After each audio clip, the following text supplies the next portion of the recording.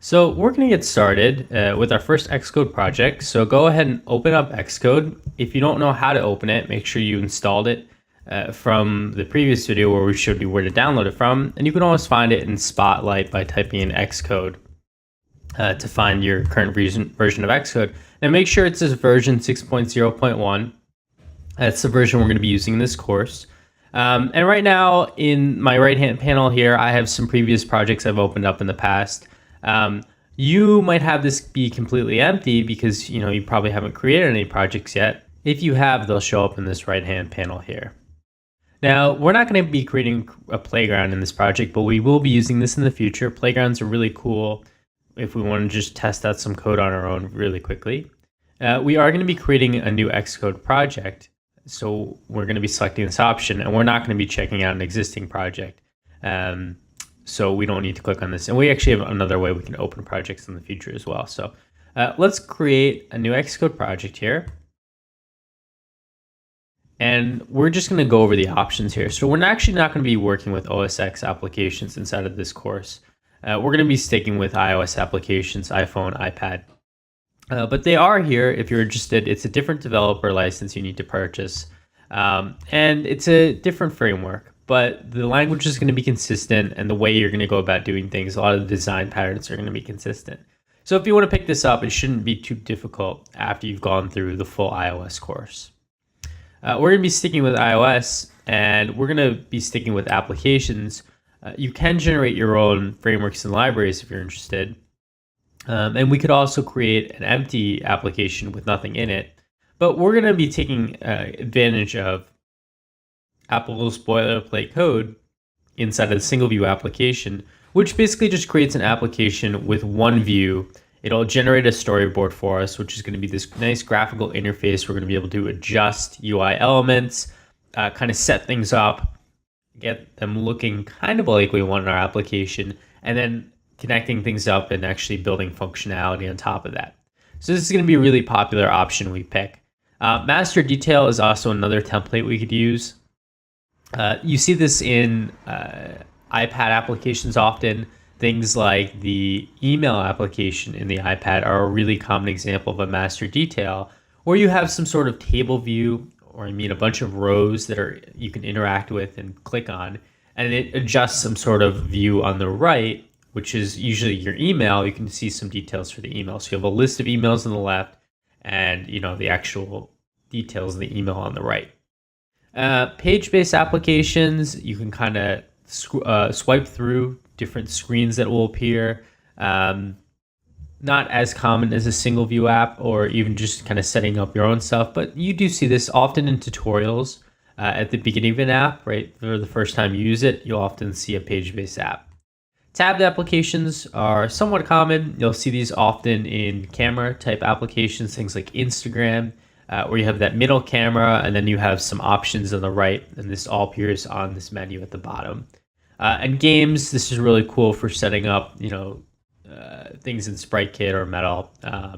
So a single view application is going to be the option that we choose here. So we're going to go ahead and press next. And let's give this a product name. So we're going to call this Postcard, because we're going to be building a postcard application as our first application. And we're actually not going to need to do any coding for the first few lectures here, because we're actually going to be focusing on the storyboard, getting comfortable in the storyboard, understanding how to interact with UI elements. And you might say, well, I signed up to learn how to code. Don't worry, we're going to have a ton of time where we learn about the Swift programming language, but we're going to start in the storyboard because it's really user-friendly, and it'll give us an idea about the potential that a lot of our UI elements have in the future. The next thing we're going to do here is we're going to set up an organization name.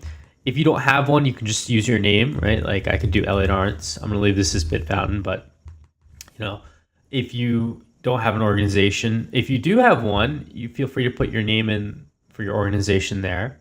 And then you need an organization identifier. So once again, if you don't have one, you could do self.edu. That's a pretty common organization identifier if you don't have one. If you do have your own URL that you use, maybe you have a personal website or something, just do a reverse DNS. So you're going to say, com.your, name or in this case, it'd be io.bitfountain, right? It's bitfountain.io where you're probably viewing this right now. Our language is going to be Swift, and we're going to be using Swift throughout our whole course here.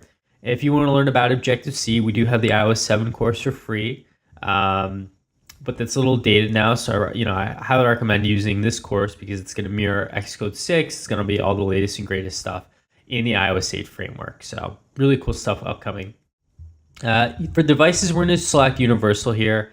Universal allows us to deploy to both the iPhone and iPad. Now, for our first few applications, I would say for the first third of the course, roughly, we're not really going to worry about deploying to the iPad. It's just an extra step that is going to slow us down from learning the programming language Swift, as well as the framework.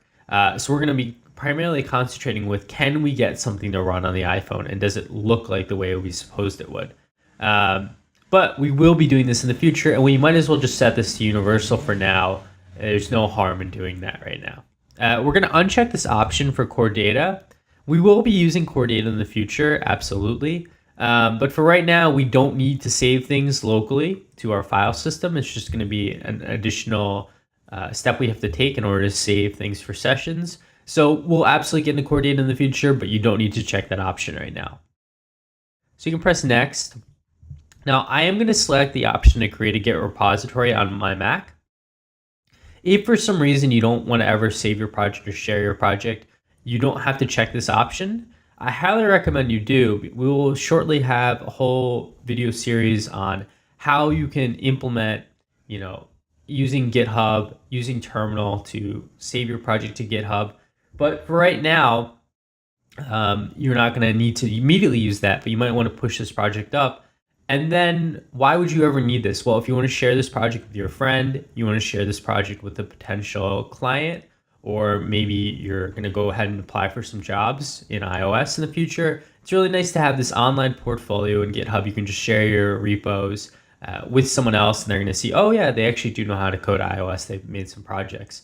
The final and most important reason is you're going to be able to share it with the class and myself in case you run into some crazy bugs. You're trying to describe them on their forums or discussions, and you're just not able to communicate what's going on, or I'm not able to see it. If you just push up your GitHub repo and send me the link or share the link, it'll be really easy for whoever's re-examining your project to see, okay, well, this is exactly what they did, and this was what went wrong. So I'm going to press create now. And we're going to have our first Xcode project. In our next video, we're going to go over all these crazy different elements, all these different panels we have inside of our project.